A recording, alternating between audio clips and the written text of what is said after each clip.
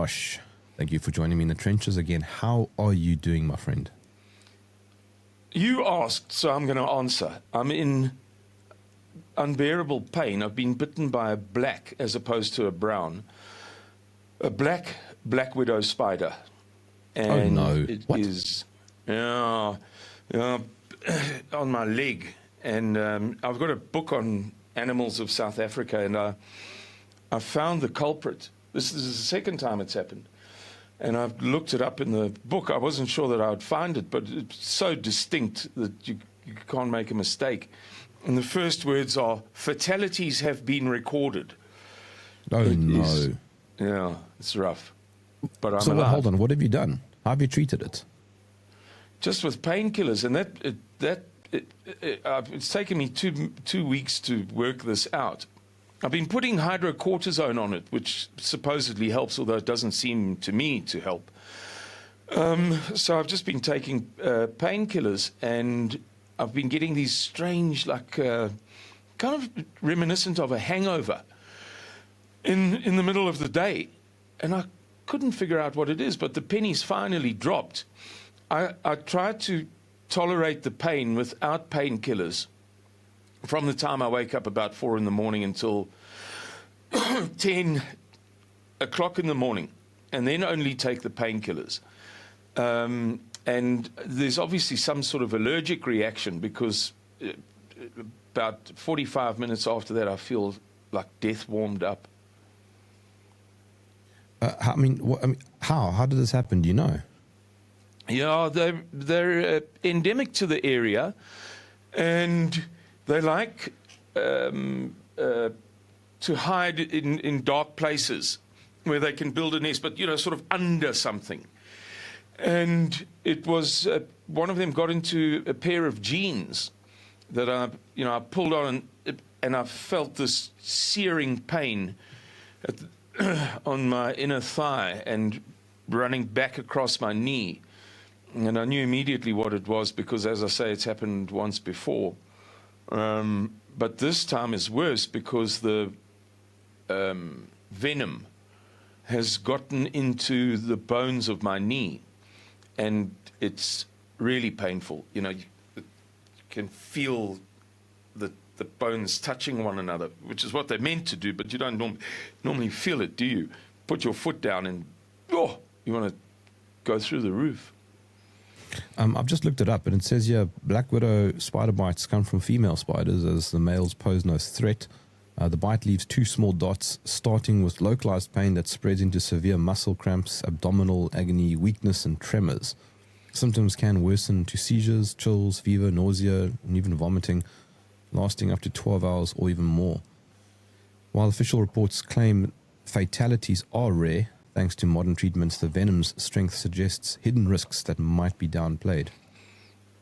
Yeah, I could see how a child or a frail person or an elderly person could kick the bucket from this. It's rough. It's really, really rough. Yeah, and here I was saying to you before we hit record that I'm feeling a bit under the weather after my trip.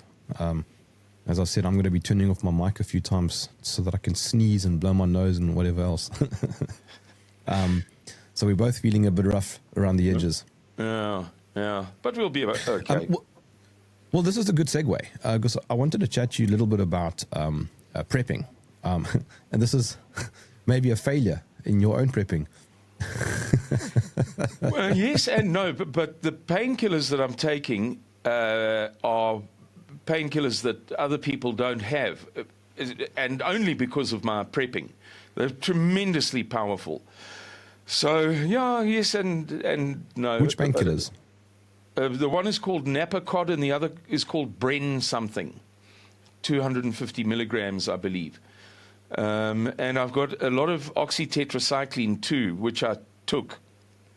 And then a friend of mine in the USA, a very highly trained male nurse, said to me that it's a myth that the antibiotics, the oxytetracycline, will do anything for you, because the venom is not a poison as such. It's it's like a protein compound, and antibiotics can do nothing for that. So I stopped taking the oxytetracycline, and I've also got, again, because of my preparations, activated charcoal. So I've drunk that on a few occasions to try and draw the alien proteins out of my body. I mean, Suidlanders is basically an exit strategy organization, and one of your strengths is knowing a lot about preparing for eventualities, particularly something as dark as civil war. But I mean, leading up to that, there are all kinds of very interesting types of prepping, aren't there? Well, I'll tell you, this morning I got an unexpected phone call from South Africa's #1 Freemason. I don't know exactly how it all fits together, and he explained this to me when I met him only by phone. Some years ago, he phoned me to talk about Suidlanders, this, that, the next thing. And he was the head of Freemasonry in South Africa, the Scottish Rite. And then he took a more senior but also more ceremonial post, as some prime ministerships and presidencies work in certain countries. Anyway, he's the #1 guy, apparently. And he rang me this morning, and we chatted for an hour and 18 minutes. And he rang me for advice. What do I think about such and such an event or incident? We haven't spoken for a few years, but it was good. He knows I'm an anti-Freemason, but we get on amicably. And in the course of the conversation, I said to him, come on, man, what's your guys' take on what's cooking in South Africa? You talk about these phases, And he said to me, no, we're not allowed to talk politics and religion. I said to him, come on, do me a favor. Anyway, eventually he said to me that they are very, very concerned. They have he is part of a big deal that's, in the offing. I suppose he's been part of many huge deals in the course of his career as top Freemason.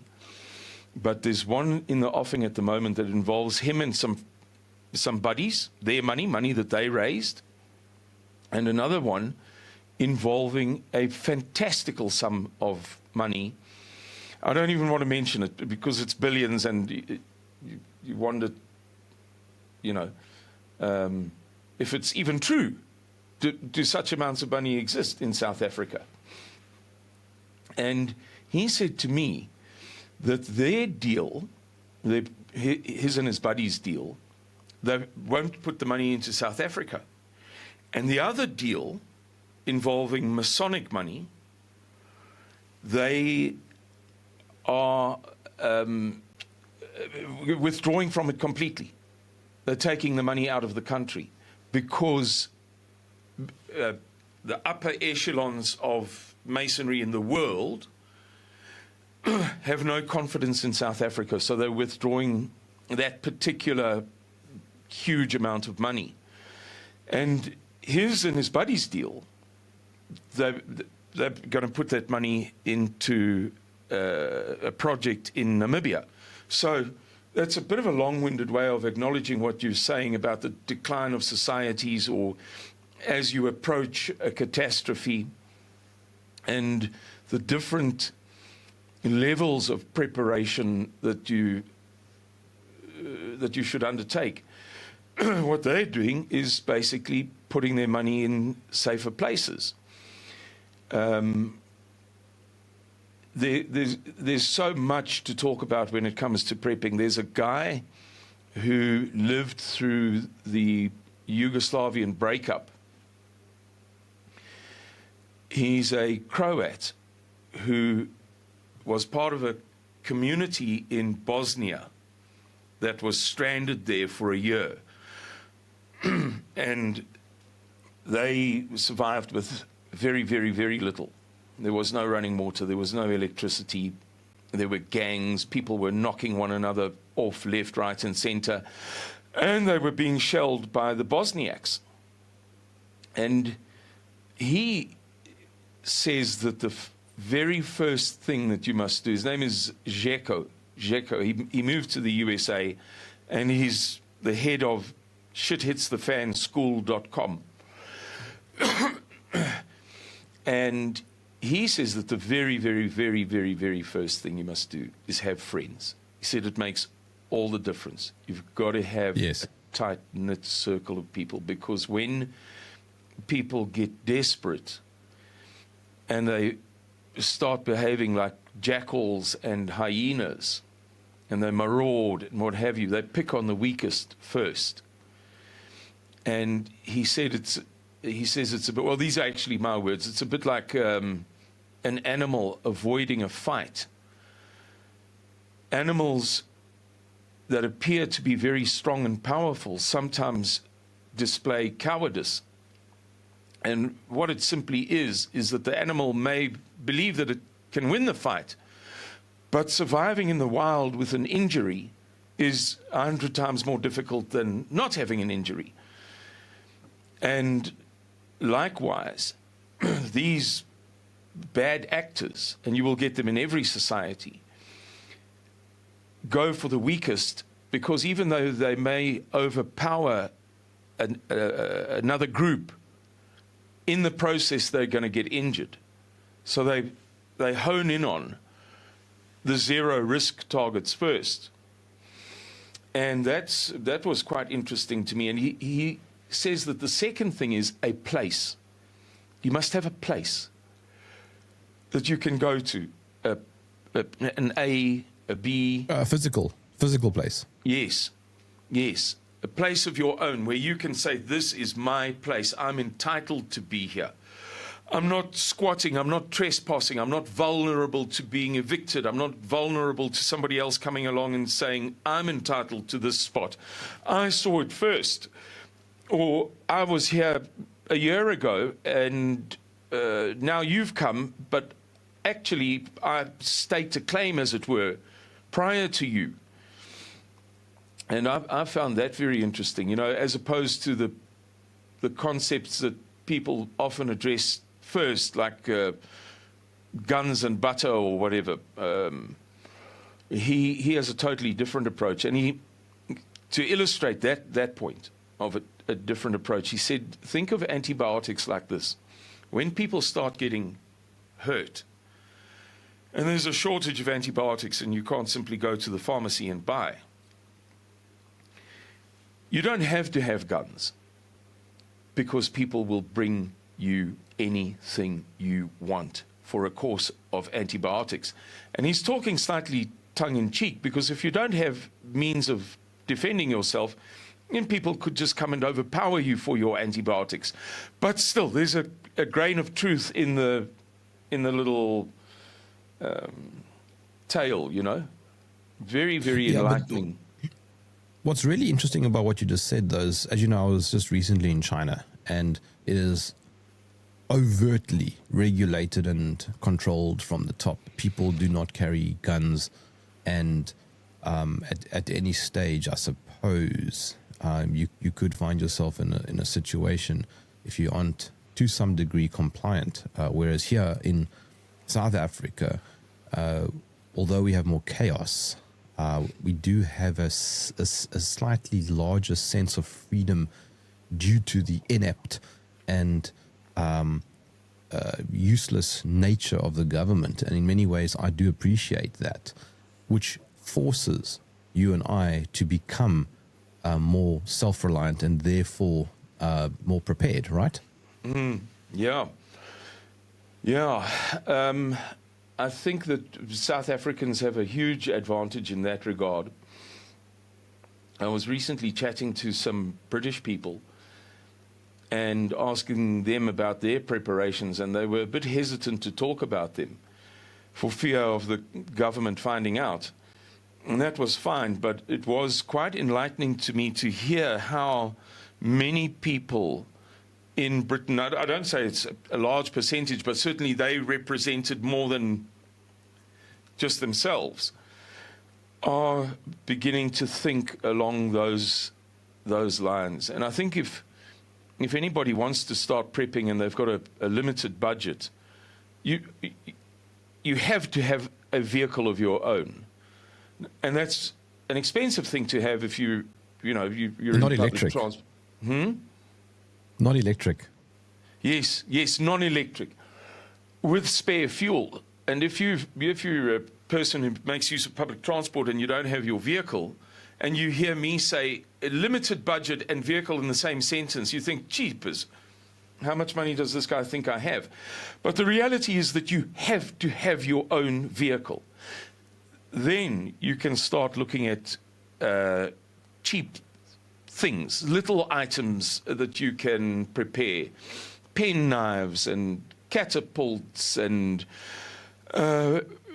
antibiotics. And, if you go into a pharmacy and you want to make a purchase of, let's say, $10, spend another $2 on Friar's balsam or calamine lotion or a cheap bandage or a couple of syringes and needles and that sort of thing. It's something that you can begin very, very cheaply in physical terms. In terms of things that you can hold in your hands. It's Well, yes. So it's actual physical things and not apps and not digital things. So like the car, I think you told me that you've got an old Merc that's not too electronic. Yeah, I've got a super duper S500. It was the last vehicle of South Africa's formerly richest man, and he's passed away now. So it's a fantastic thing. It was made in Germany. It's a custom thing, and it'll last forever. And I picked it up for a song. So, and I'll never sell it as long as I'm a prepper, which I will be for the rest of my life. And I've got a truck. I bought it second hand. The payments are not very expensive. It's a double cab Isuzu 2.5 litre diesel, the famous KB 250D engine. And I've got a motorbike that, again, I picked up for a song. It's a KLR 650, a Kawasaki. It's a big bike. It can take 2-3 people on it, not comfortably, but it's an adventure bike. It's more of a road bike than an off-road bike, but it is known. It has a fearsome reputation for its off-road capabilities. And I have a horse for that very reason. In fact, my horse has just died, but I'll get another. Died oh, of. Man, really? We don't know what happened. Just keeled over. It wasn't down here. It was up in the mountains. So that's. How old was it? 3 years old. Oh, no, it was young. I've got a saddle that I picked up for £20. Roughly $20. Hold on. What horse was it? Was it a retired racehorse? No, it was on this farm, there are about 70 riding horses. So horses come and go. It's a very big farm. A bullpat. Yeah. So I picked it up as part of a deal. A guy wanted some favors done by my chummy, my chum, and he said he'd pay him in 5 horses. Would you like 5 horses? I've got 5 young horses that are surplus to requirements. So my mate said to me, would you like to have one of them? That was about a year and some change ago. So I picked up a horse. If you're alert to these things, you will find opportunities as you go along. Mindset counts for a lot. If you can begin to recognize the things happening in the world, as I told you yesterday, one of my brothers, my youngest brother, phoned me on Saturday to ask me some advice. He's a very clever guy. Engineering clever, proper clever. Mathematics, science clever. And he said to me, listen, in the past I never wanted to hear a word from you about this stuff because I'm too highly strung. you would turn me into a nervous wreck with all of your stories of doom and gloom. But he said, right now, I can see what's happening in the world. It's unmistakable. Give me a rundown on what's cooking. So I gave him a rundown, and he was very, very impressed by it when I described to him who's doing what to whom, for what reason, and the calendar, the timeline that I've described to you in the past, this Judeo-Masonic timeline that demands that in the year of the green tree snake, in the Chinese zodiac calendar, when it overlaps with the year 2025, overlapping with the Jewish year 5785, which we've just gone into 5786, the Rosh Hashanah, which is strictly speaking not the real New Year, but it's celebrated as the New Year. It's the anniversary of Adam rather than the creation. When those three overlap, 5785, 2025, and there's a mnemonic that goes with the portion of the Bible of called Miketz, the end, that says in black and white, 2025. This is not the hocus pocus dreamy stuff. In that year, the extirpation of Gaza must take place, and blah, blah, blah. And then we go into the year of the horse. And that is, if anybody's ever wondered, the explanation to when Jacob says, let me tell you what will happen in the end times. Dan shall be as a viper by the side of the road, judging his brothers. He shall be as a viper that bites the heel of the horse. And they take that in the occult to refer to the year of the green tree snake, followed by the year of the horse, which will begin on the 16th of February next year. And so I told my brother all of this stuff and I was able to make sense of what's going on in the world for him. Finally, he had a key to unlock the door of understanding all of these counterintuitive things that leave us scratching our heads. They're counterintuitive, but they're normal and natural if you are part of a pedophiliac, satanic death cult cabal. It's the most natural thing in the world.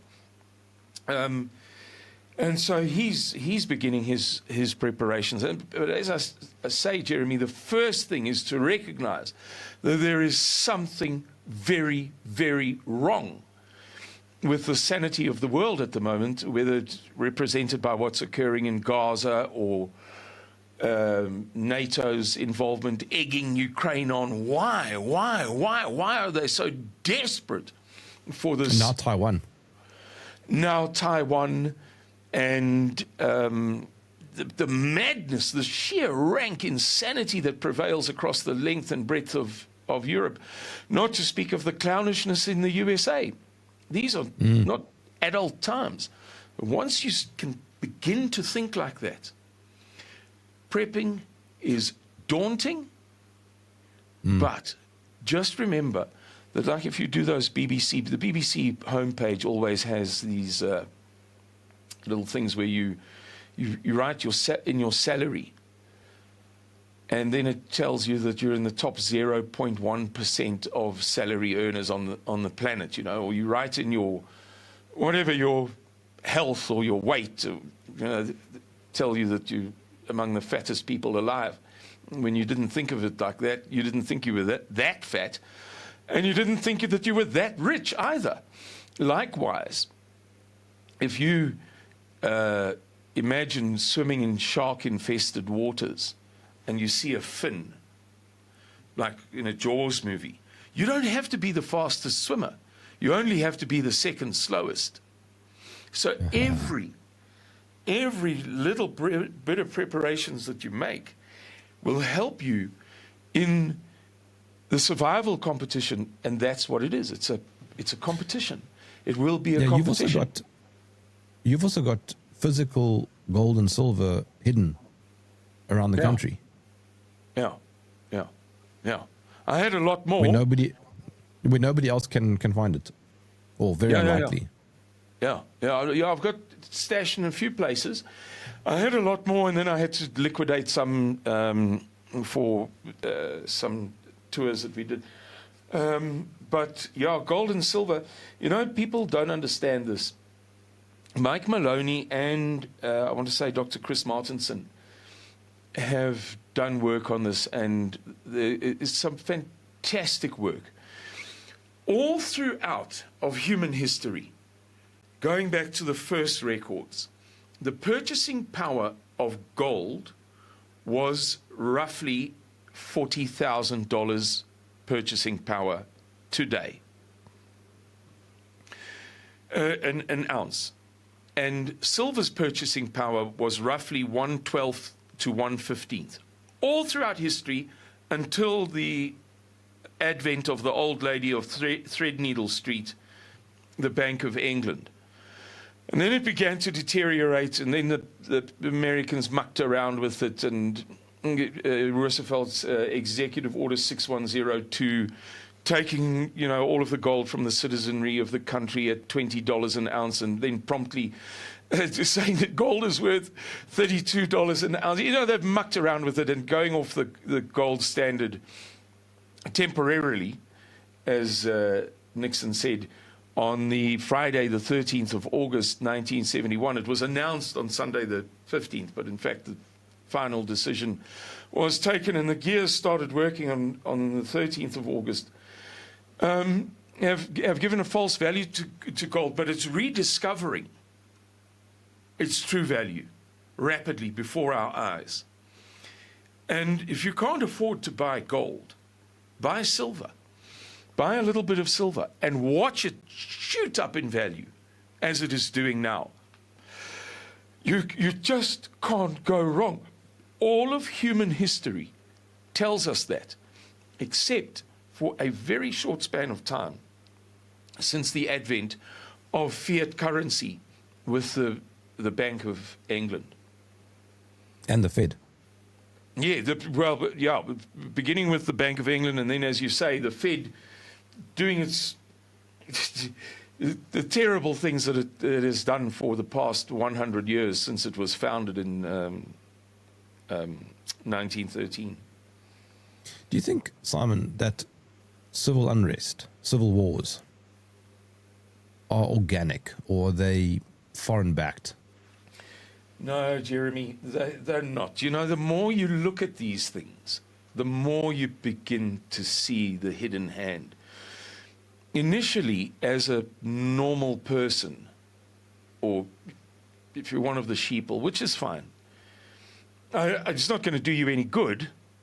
You're going to end up believing in things like the pandemic and the clot shots. But okay, you're normal and you think that whatever, Simon is hysterical and it's all conspiracy theory. But read your first book, then your second, then your third, then your fourth, then your fifth, and you'll rapidly realize that everything is inorganic. I said to my brother, there were ulterior motives to the Anglo-Boer War of 1899. But if you see it as primarily the theft of the largest gold lode in history, which was then given to a few Jewish families, you will understand it so much better. Likewise, the First World War, yes, there were other factors, but you will understand it very much better. You will comprehend the nuances and the mysteries, the things that you can't readily explain, if you see it as, first and foremost, the theft of Palestine. That's why Arthur Balfour wrote what's come to be known as the Balfour Declaration, but in fact it was just a short note to Lord Rothschild, saying, I think we're going to get this right, because it was that important that Palestine should be stolen from the Ottoman Empire. Likewise, the Second World War, if you see it as not only, but primarily an enormous kabuki theater exercise in creating a compelling justification that nobody could argue against for the giving of that Palestine that had been stolen from the Uthmans to the Jews, it will make so much more sense for you. Similarly, I don't know what the explanation is behind Vietnam and Korean wars, or Korean and Vietnam wars. But if you recognize that it's written in black and white, I have all of the sources, I'm surrounded by these sources, none of them being anything other than primary. The only sources I read are primary sources. It's not somebody telling me that Jeremy is a bad guy. It's Jeremy telling me with his own lips that he strangled the dog, that he kicked the cat, that he did whatever he did.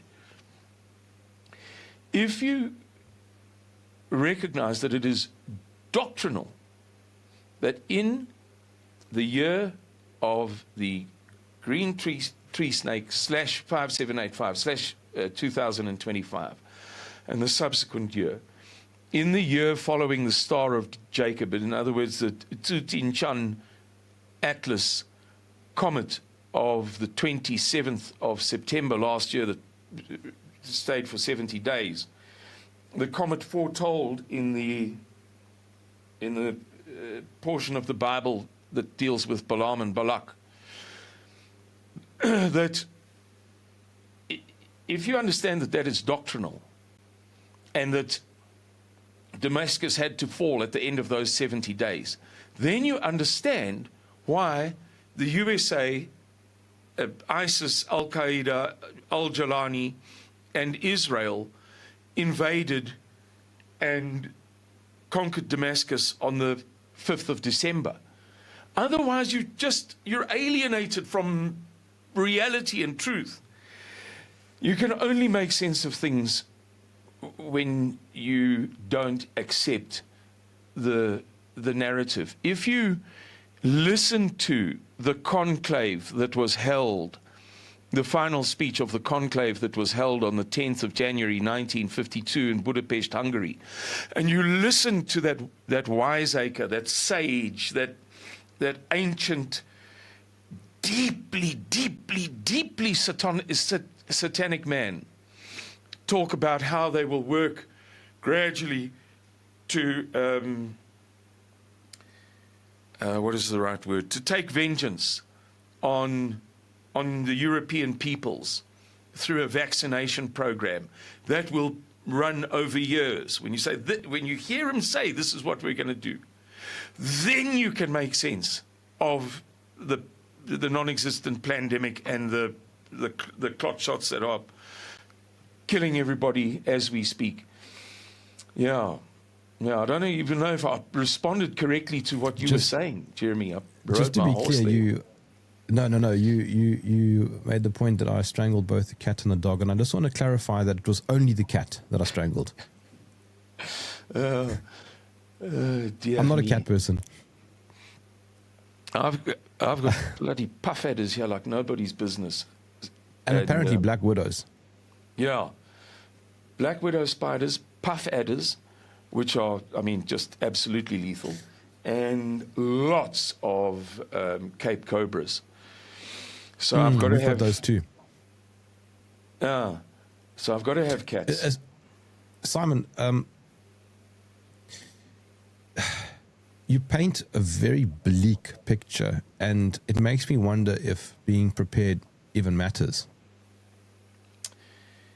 Jeremy, if you were one of the children massacred in Vietnam or in the South Sudan or wherever, life would be a hell of a lot bleaker. And I've come to realize that although we all look up, we all want to be Elon Musk, we all want a new car, we all want the next thing, the reality is that we have got it so damn good that we should look on the bright side and try our best. If we get caught up in terrible events like are happening in Gaza, then so be it. Then so be it. You're not going to be able to do much about it. But if you prepare, you don't have to be excellent. You don't have to be Elon Musk. If there are 100 people bathing I grew up just outside a town called Amanzimtoti, on the south coast of the province of Natal. Yeah, KZN, yeah. Yeah. It means sweet waters. King Shaka, I don't want to say christened because he was a heathen, but he named that river. And the local swimming beach is called Nyoni Rocks Beach, which means Bird Rocks Beach. And at the time that I was a lifeguard there, it still held the record for the most shark attacks of any beach in the world. Things have changed since because of the introduction of the anti-shark measures netting. But at that time, we knew that the chances of being attacked by a shark were apparently the highest in the world. But we wanted to be lifeguards. For me, that was the best fun. It was, more enjoyable than soccer or rugby or cricket or tennis or hockey or whatever. It appealed to me. The waves, the sunshine, the beach, that was my cup of tea. I wanted to be a lifeguard, a voluntary lifeguard, as a teenager, and then a professional lifeguard for a short while when I left school. And we also knew that it wasn't about being Mark Spitz. You didn't have to be the best swimmer in the world. You just had to be the second slowest if a shark fin was spotted. So if you've got your head screwed on properly, and you're looking at what's going on in the world, and you recognize the simple reality that things are really messed up, and you start taking a little bit of trouble to prepare, you will never be satisfied with your preparations. Never. I was walking outside yesterday thinking to myself, I need to get more tires for my bucky, a small truck. For those who don't know, we are crazy about trucks in South Africa, but we drive a size smaller than the Americans do. And we call it a bucky. And we call it a bucky, which means a small bin, something like a small bowl. Sorry, just for the record, I said earlier boerpaard. I was referring to a horse, and I didn't clarify. That's, what is it in English? It's basically a farmer's horse, directly translated. I don't know. It's basically just a general horse. Yes. And an all-rounder.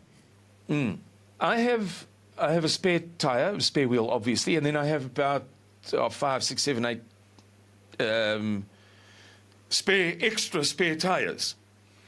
And I was thinking to myself, I need more. I've got 2 spare service kits.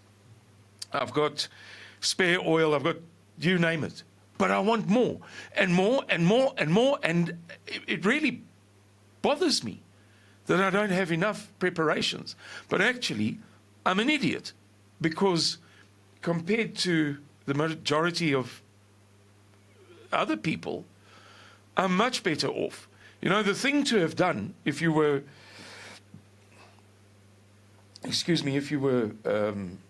Russian, if your sympathies lay with Russia and you lived in the Donbass,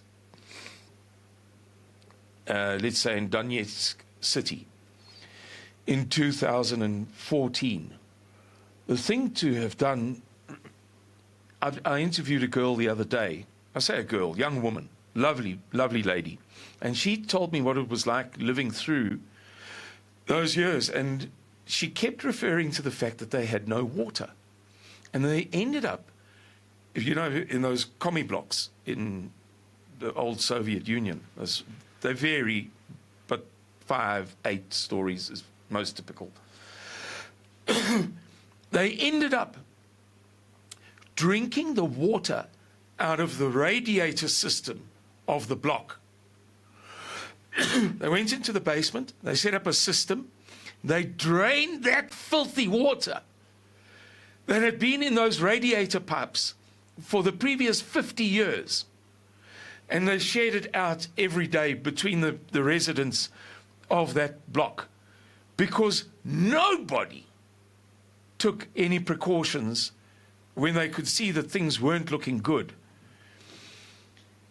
regarding the basics like water. If you do make basic preparations like a water purifier, or if you put together, I don't like to work with my hands. I can't bear it. So I never make anything, you know. But I'll make sure that I've got the stuff for somebody else to do it. So I've got surgical kits here like you wouldn't believe. I'm not planning on stitching anybody. Likewise, I've got the components for a good water filtration system. Although, you know, somebody else would say, jeepers, you're the laziest guy in the world. I'd rather work, as I do, from 4 o'clock in the morning until 6 at night, 6 days a week, with my eyes and my brain. I love it. I get endless satisfaction doing it. I'd rather be the most industrious guy in the world in that regard than put a filtration system together with a 20-litre bucket. But I've got it because one day I will do it, if it's a necessity. Or one of my sons will do it. They're all handy people. Or one of my buddies will do it, and we'll have a water filtration system. And that takes you from solid failure to solid success. Because now in a time of lack, you're filtering water for another 300 people who in return are giving you an apple, a banana, an elastoplast bandage, you know, they're bringing water for you so you don't have to fetch your own. You're taking 10% of all the water you filter. It's not hard to be the second slowest swimmer. All you have to do is a little bit of swimming lessons, even if you hate them. Because the next guy, as we know, at the risk of bringing down the tone of the conversation, as a lifeguard and as somebody from Durban, and you as a South African, you know that people die by the score when the poor townships come down from the hills of Durban for Christmas Day, Boxing Day, New Year's Eve and New Year's Day, and over Easter. Hundreds upon hundreds upon hundreds of people die. You're competing with people who couldn't be bothered to learn to swim. It's easy to win. If you've got a few cans of tuna, if every time you go to the shop, I did it again yesterday, I don't go to the shops very often, but I bought something that I really don't need, because in the time that lies ahead, it'll be of value. It only cost me 30 Rand, which is about $1.50 roughly. And in the time that lies ahead, it'll be worth the equivalent of $150. It'll increase in value at least 100 times. My entire house has filtered water, from the showers to the kitchen to everywhere. I had it installed. Yeah, yeah. We've got borehole water here, and it's a bit, you know, I speak so much Afrikaans nowadays that I'm forgetting English words. And the direct translation from Afrikaans is inaccurate. It's chalky, what the Afrikaners call chalky.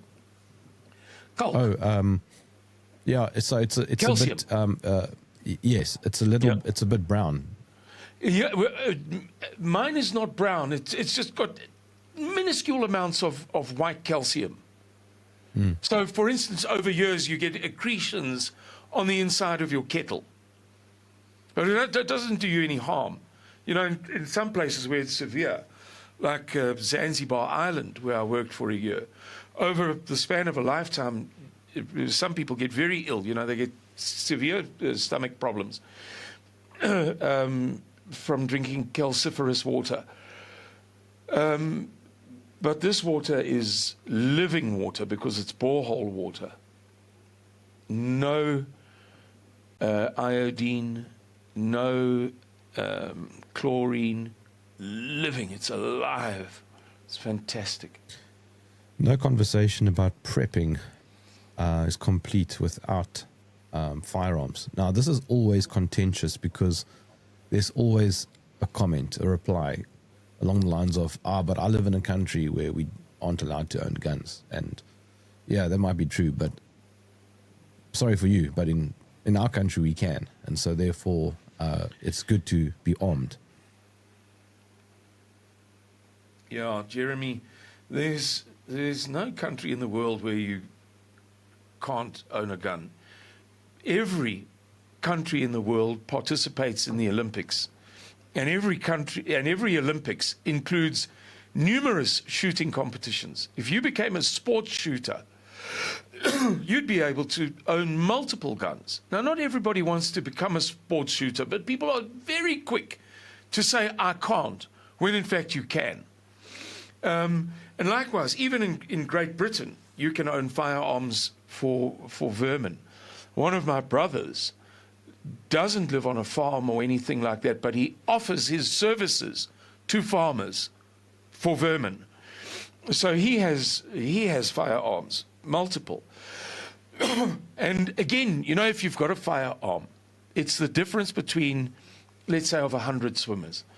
You're not the worst. You're not the second worst. You're in the top 2 or 3 or 4. So if you're serious about prepping, you have to have firearms.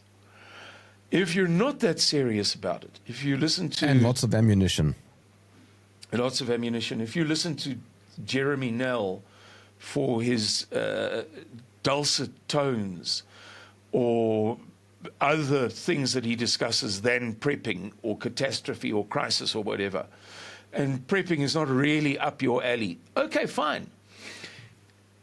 Don't get a gun, but have a team. Expend some thought on where you would go and how you would get there. Have 20 liters of spare fuel. If your vehicle is getting roughly 10 kilometers to the liter, and you've got 20 liters of spare fuel that you never touch, that you're religious about just keeping one side, and don't believe what they say on the internet, the stuff lasts forever. For all practical intents and purposes, you don't have to fret for the next 5 years. It's not going to go off, as it were, in a year. That's absolute rubbish. And you don't have to put special tablets in the stuff either. If you've got you're getting 10 kilometers to the liter in your average motor vehicle, you've got 200 kilometers at least, assuming that your tank is not bone dry when you flee. You've got the 200 kilometers. That's all the way to I don't know, Kharkov from Donetsk city, if your sympathies are Ukrainian, or if, like me, you are absolutely convinced that the Russians are right about this war, and you're in Donetsk, and you've got small children, and you don't want them to be exposed to a war. 200 kilometers is practically Rostov-on-Don. You're completely out of the picture. You must have firearms.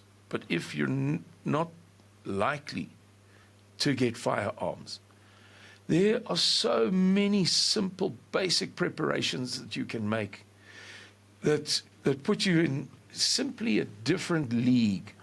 You will never climb that mountain completely, because one day you find yourself thinking, well, I've got one bucky, but there's a saying in prepping, 1 is 0, 2 is 1, and only 3 is 2.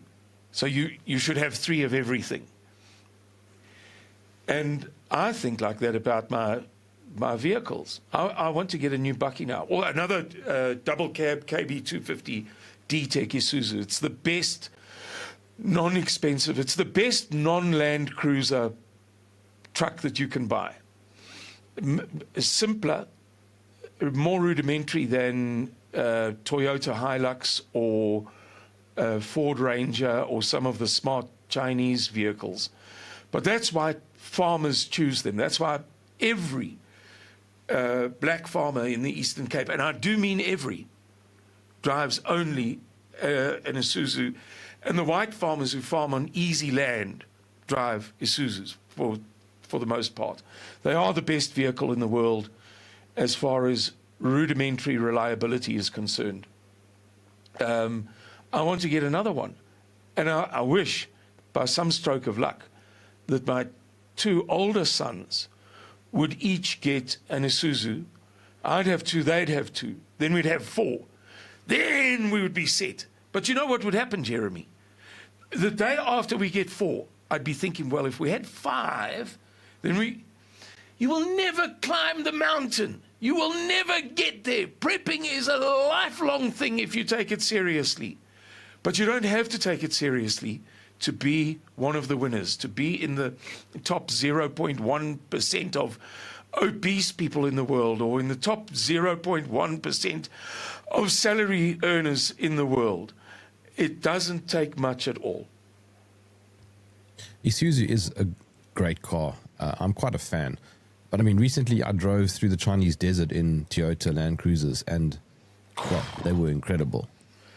Best vehicle on the road, but hellish expensive. Yes. Yeah. But that's why I said the best non-Land Cruiser driving. vehicle. Yeah? Incredible driving, though. Yeah. But Isuzu is phenomenal. And I'm quite a fan of their MUXs, their SUVs. No, I don't know them at all. I mean, I know of them, but I'm not familiar. You know, 3 never driven liter, in one. 3 liter turbo diesel, I think. Yeah, let me give you another example just to open people's minds, man. If you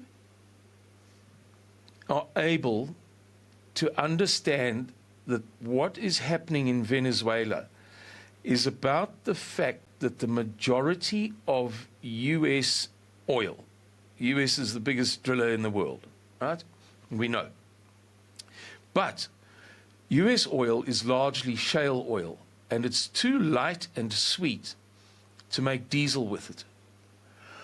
And if you consider that in a wartime, we sit on the biggest reserves of manganese in the world here in South Africa.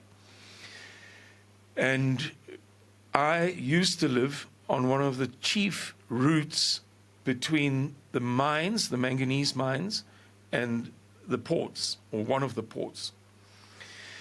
And manganese is used, it's kind of a stereotypical purpose. It has multiple purposes, but its stereotype purpose, as you might say, that the stereotypical purpose of gold is in electronics or wedding rings or whatever.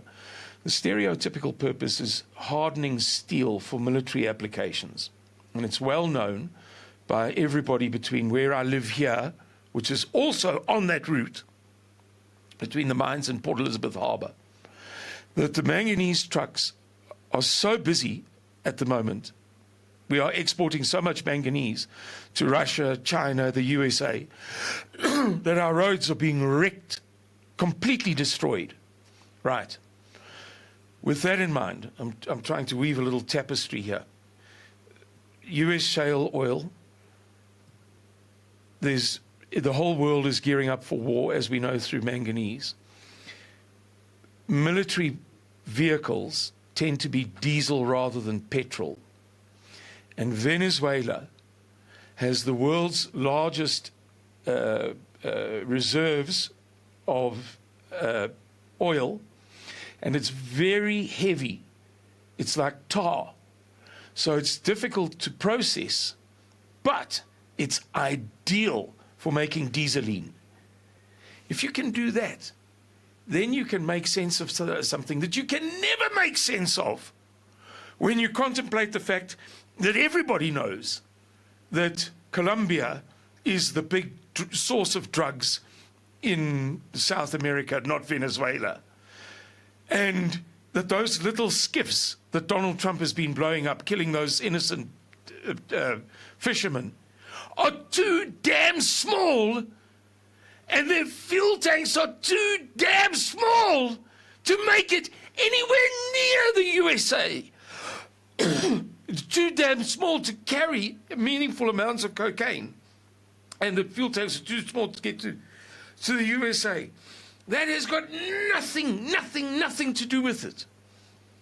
It's all about tar oil.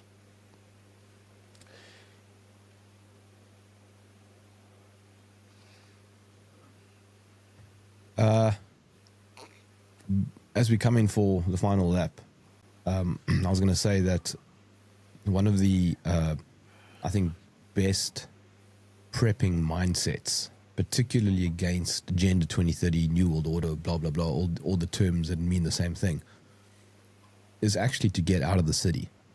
I mean, you live outside of the city. I kind of live in the countryside. These are good starts. Yeah, that's the third thing that this guru guy, Jeko, talks about. I found some old notes. Jeremy, I'll bring this full circle. He talks about how the most important things that you can have are batteries, antibiotics, lighters, a radio, alcohol in a small flask, and a candle or lace saturated in fat. What about power banks? Yeah. So, and he gives a reason for, like you say, power bank batteries. But he described it in the context of moving out of the city. In other words, I'm endorsing your point. He endorses your point. He says most important thing is to have a team. Second most important thing is to have a place to go to. Third most important thing is that place should be yours. You must somehow be able to lay claim to it. And it should be out of the city.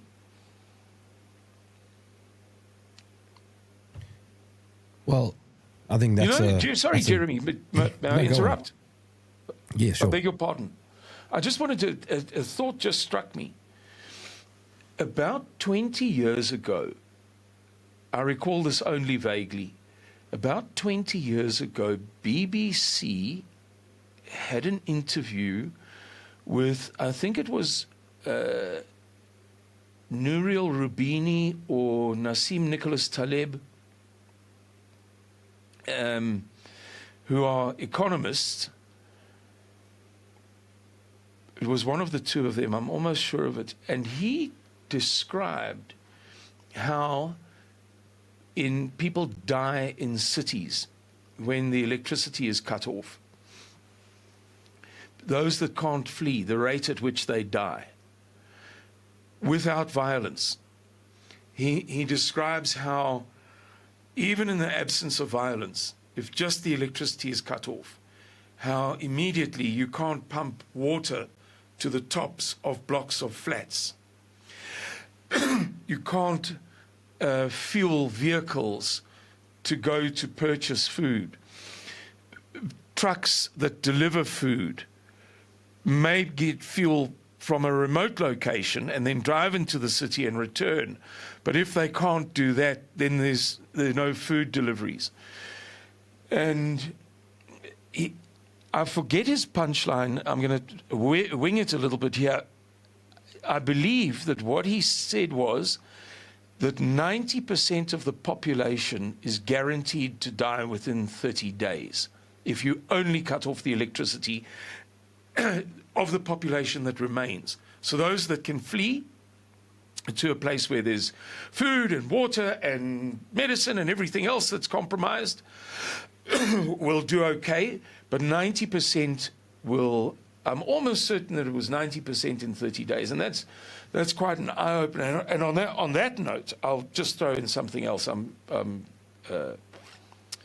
digressing a little bit here, but just as the thought comes to me, I'm a very much a picture person, and I was imagining people being in high-rises and not having water and not having food. And it occurred to me that, again, you put yourself in a different league if you go to a nursery and you buy a few packets of seed for zero money.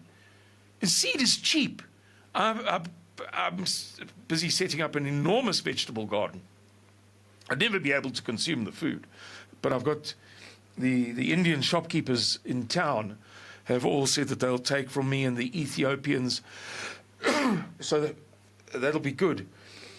But I bought seed. Man, it's like 30 Rand, $1.50 a pack of a couple of hundred seeds. You know, it varies. If you've got 10 packets of seed, $15 worth of seed, with US inflation being the way it is now, and the loss of purchasing power of the dollar, let's call it $30. Let's say you get half for your buck what I get for my buck at the official exchange rate. For $30, it's not money. You will be able to plant an infinite amount of food. Admittedly, you won't be able to eat it in the first day. It's going to take 3 or 4 months, and you've got to be able to water it. But start.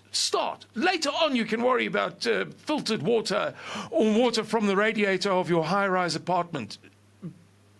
In my mind, I had this vision of an old lady caught in such a catastrophe where the electricity has been cut off, and she's got window boxes of veggies. So when for the first 3 days or whatever, you're trying to figure out things, other people are in this much trouble, she's only in that much trouble.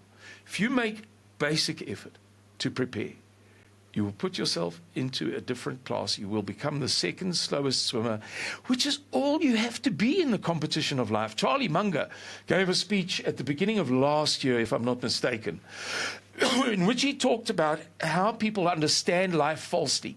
He described how much better people's lives are now than 100 years ago, which is only 4 generations.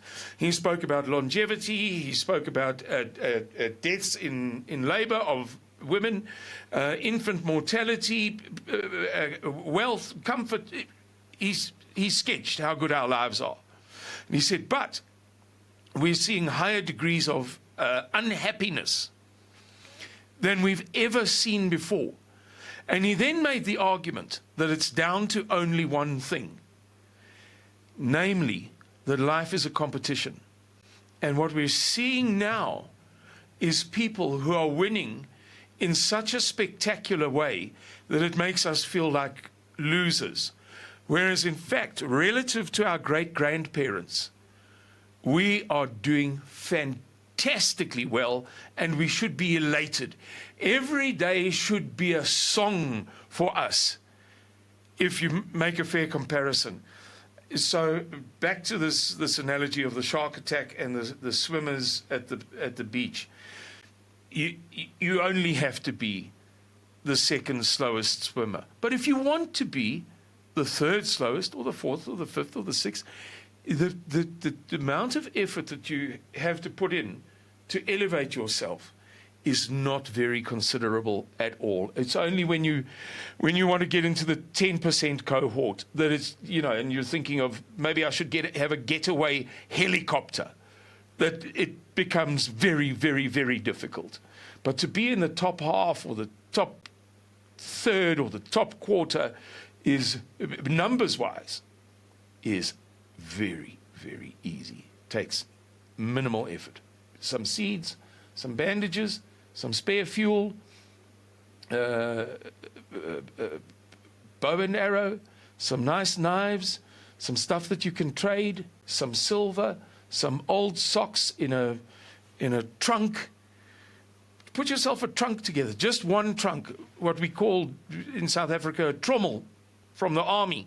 But I'm talking about a standard, thin, mild steel trunk, a foot locker or a locker, call it what you will, depending on where you live, of, I suppose, those things' capacity is somewhere between 100 and 250 litres about, put a few odds and sods in there, and prepare to be able to throw it in the back of your motor vehicle. Life is a competition. It's a competition just the way that Charlie Munger said. Everybody nowadays thinks that they're losing when in fact they are winning overwhelmingly. If you put something like that together, you as a viewer, not you as Jeremy Nell, you cannot lose. Simon, my voice is shot. Quickly, give me your website. Suidlanders.org. I'm a full-time employee of the famous Suidlanders prepper survivalist organization, the largest of its sort in the world. If anybody would like to make a donation, we would be very, very grateful for it. Jeremy, thank you for having Suidlanders on your show again. It's always lovely to talk to you. Simon Roche, thank you for joining me in the trenches. My pleasure, our pleasure, Suidlanders' pleasure. Cheerio, Jeremy.